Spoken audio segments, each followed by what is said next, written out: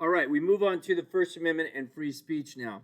So the second half of the First Amendment states, so what you really want to do is you've got to read this Congress shall make no law into this. Congress shall make no law abridging the freedom of speech or of the press or of the right of the people peaceably to assemble and to petition the government for a redress of grievances. So again, it's like freedom of religion. It seems to forbid the government limiting free expression of any kind.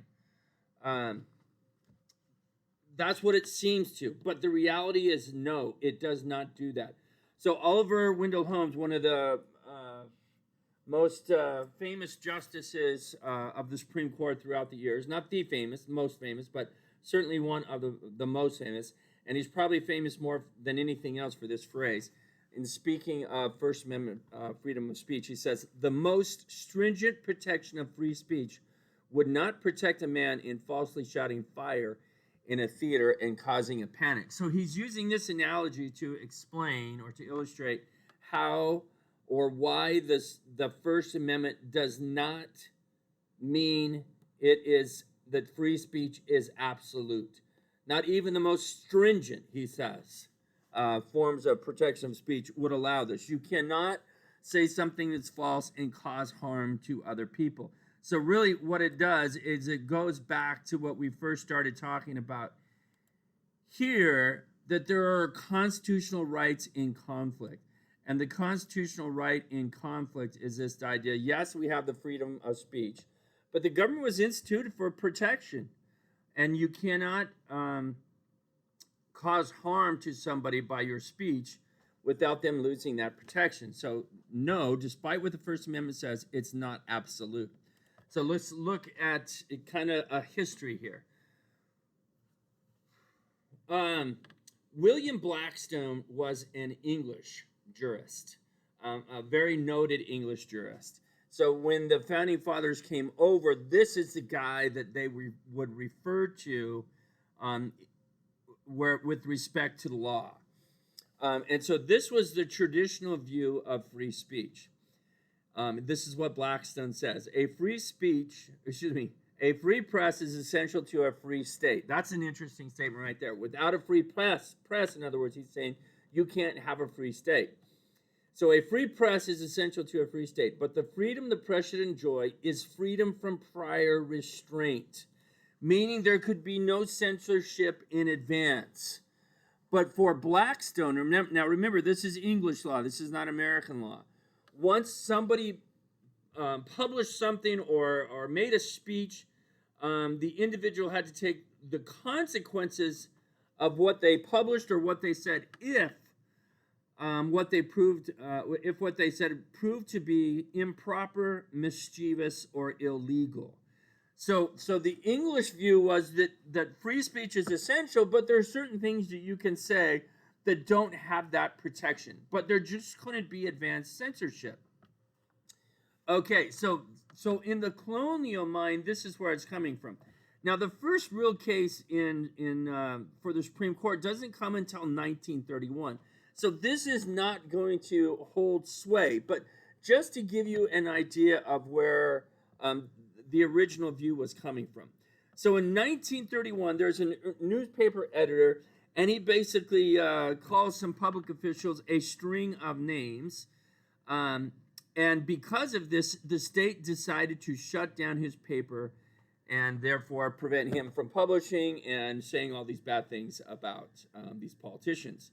So the guy who did that, his name was Neer, and he challenged the action, and the Supreme Court ordered the paper reopened. They basically said, no, this is exactly the kind of speech that the Constitution was meant to protect. That is political speech. So he may have done this in a poor manner, but that is irrespective. The reality is he has the right to say it, even if it's not advisable to say it. So this is near v. Minnesota versus, and that's what's going on there. So again, freedom of speech is not absolute, but in this case, the Supreme Court is saying we don't care that what he said was offensive to some people. That is exactly the kind of speech. That is exactly why the Constitution protects speech, rather, because who's to say what is offensive? And in speaking, you ought to be able to speak against the government, because what if the government is really messing up? This is exactly the kind of speech that the Constitution was meant to protect. Political speech. That's what I mean by that. Not calling people a bunch of names, but it was meant to protect political speech. Another important case was the Pentagon Papers case, or the New York Times versus Sullivan. And so what happened was a guy by the name of Daniel Ellsberg, he stole a secret history of the Vietnam War, which were the Pentagon Papers. And he wanted to publish them. He gave them to the New York Times, and they were going to publish them. And the government found out about this, and President Nixon is president at the time, and he doesn't want to establish a precedent that you can rip off whatever you want from the government and then publish it. So he goes to the court, or has his administration go to the court, even though it's not going to be embarrassing for him, because this secret history really casts some embarrassment on Lyndon Johnson and Kennedy, who were presidents when the Vietnam fiasco really got started. And so they argued that national security was at stake and was being breached. The New York Times, however, argued that the freedom of the press and speech would be violated if it was not allowed to publish the paper. The Supreme Court said to the government, no. This is speech. This is free speech. Again, this is exactly what the Constitution meant to protect. Political speech. You may not like it. It may be embarrassing to you, but this is exactly what Blackstone was saying. A free press is essential to a free state. Okay, so it didn't matter that it was embarrassing to the government. It didn't matter that it revealed secrets. It was the New York Times could publish it. The government could not prevent it. That's where the no is. The government could not prevent it. Now, what about free speech and public order? A guy by the name of Charles T. Schneck, he was from the American Socialist Party, and again, this is World War II, and he decided to distribute thousands of leaflets urging young men to resist the draft.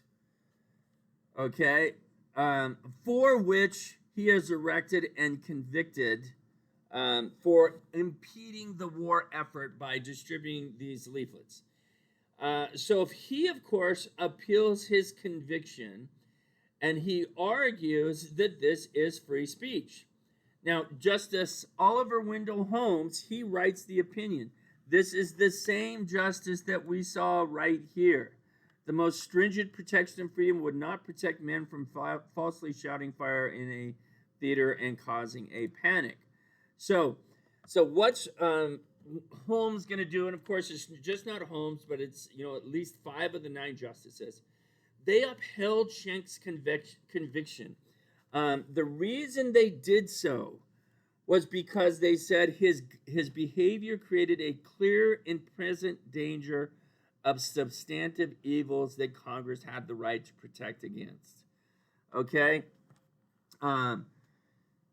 So when can government restrict speech? And in that sense, you see they were restricting speech because they arrested him for doing this. They were sending a message to others.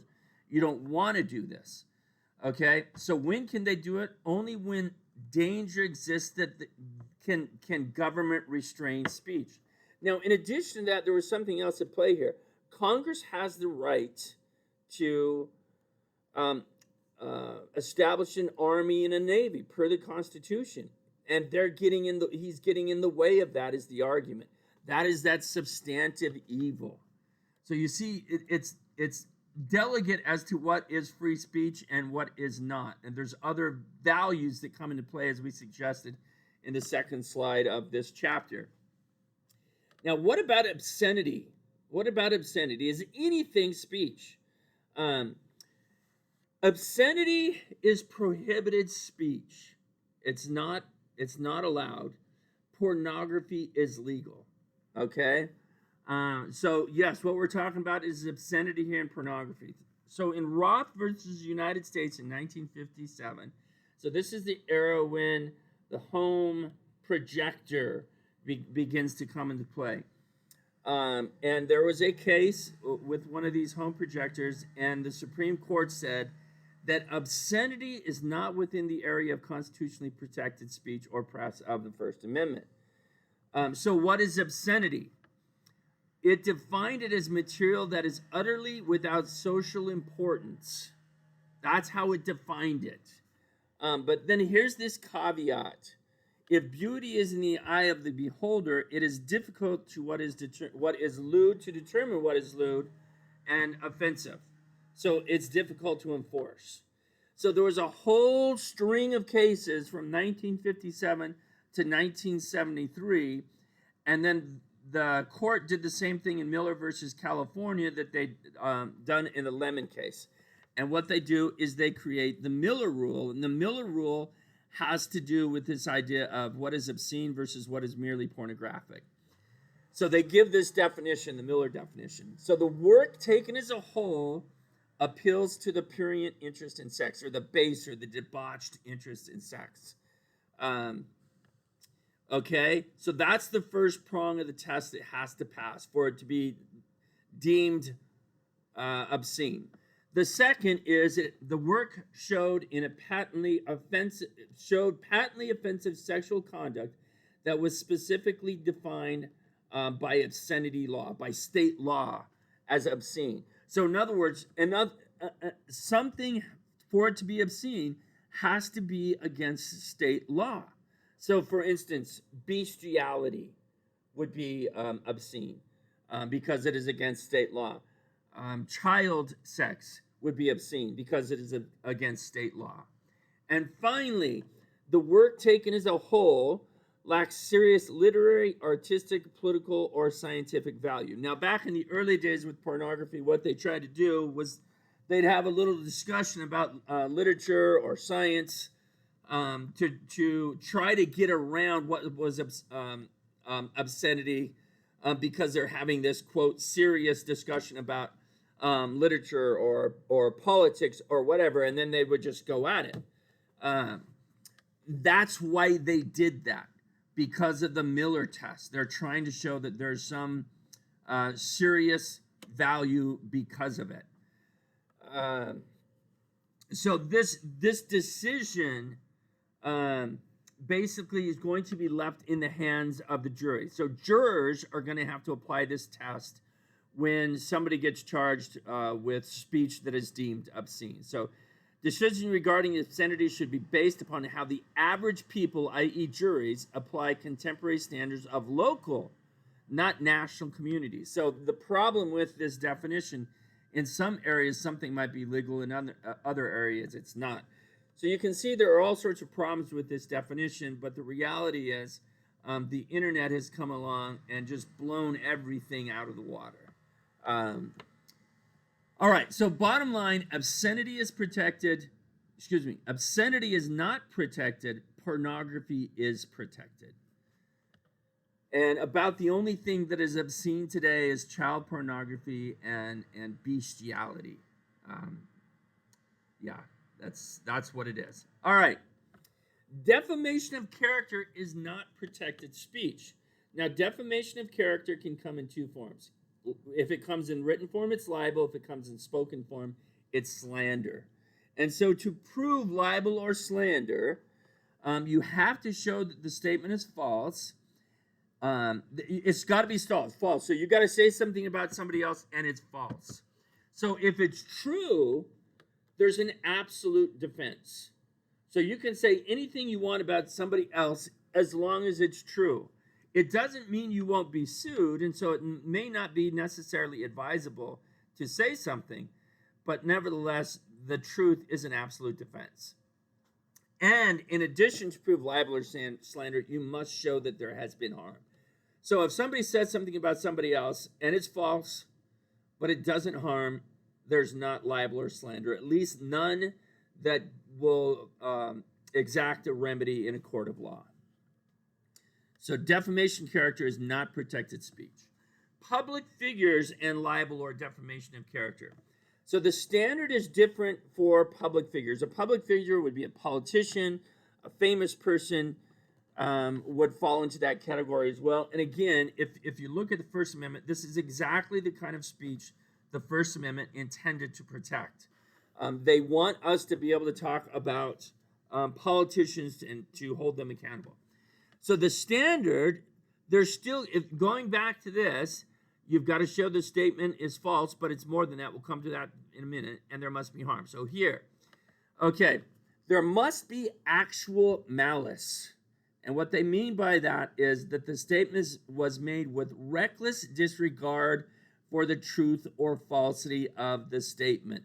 So if you make a statement against a public figure and you make it with reckless disregard for the truth or falsity of it, that is the first part of constituting libel against a public figure, and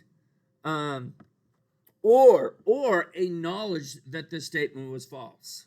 So you may say something about a public figure, and it may end up being false, but as long as you had good reason to believe that it was true, you would still not lose a defamation of character lawsuit. Because if you had good reason to believe it was true, it was not made with reckless disregard for the truth or the falsity of the statement. But if you make it knowing the statement is false, then that is going to fall into that actual malice category.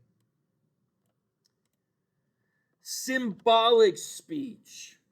Symbolic speech is an act that is meant to convey speech. It's not speech in and of itself.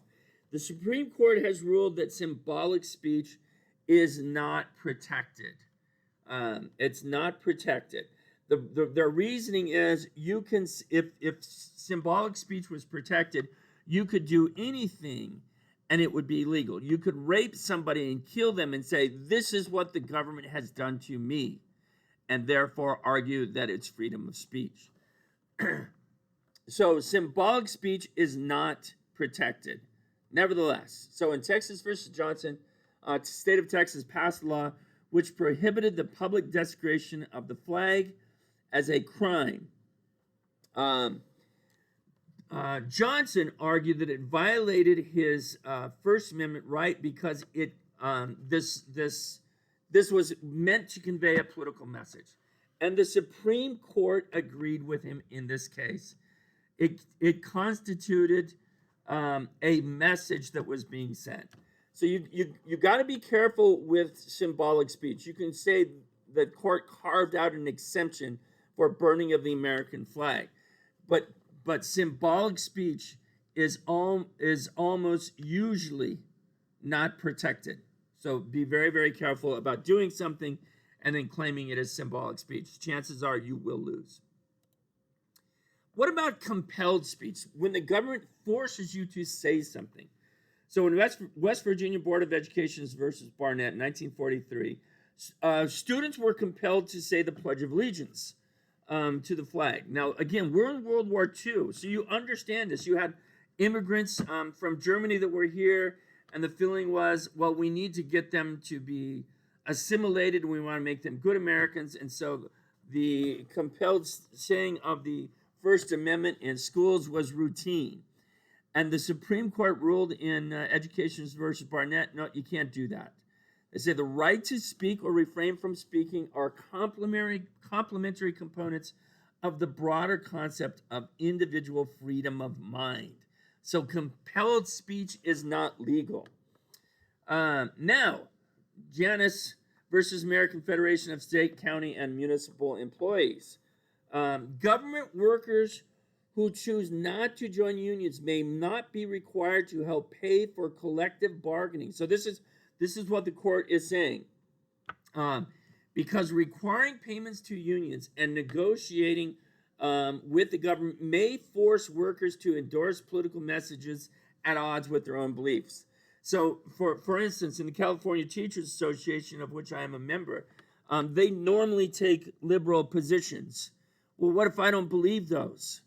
So this case actually said you no longer have to belong to a union if you do so because its beliefs are at odds with yours and they espouse those beliefs. So compelled speech is not legal in view of the First Amendment. Okay, compelled speech and factual disclosures. All right, so this takes the idea. You have the National Institute of Family and Life Advocates versus Becerra. So a California law required pregnancy centers to provide individuals who came to it not just options about adoption, but also options about abortion as well.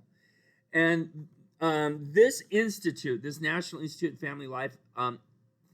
Family and Life Advocates, was clearly trying to give people an option of life, choosing life rather than abortion. And so when California a law was passed as no, you have to tell them about abortion, this is at odds with what their mission was. And so they sued, and you see this is recent, went to the Supreme Court, and the Supreme Court said that compelled speech and compelled silence is without constitutional significance because the First Amendment guarantees the freedom of speech. First Amendment guarantees the freedom of speech comprises the decision of both what to say and what not to say. So compelled speech is a violation of the First Amendment. Very interesting. Freedom of assembly. So that last half of speech, so to speak. Freedom of assembly. The last of these first great rights in the First Amendment is the right to peaceably assemble. So there's two components to this right to peaceably assemble. First, the literal right to assemble, to pray, to picket, to protest, all that. And then the second, the right to associate with people who share common interests. Okay? Now, let's go back to the first one. You have the right to assemble as long as you don't disrupt public order. If you disrupt public order, then they can put a stop to what you're doing.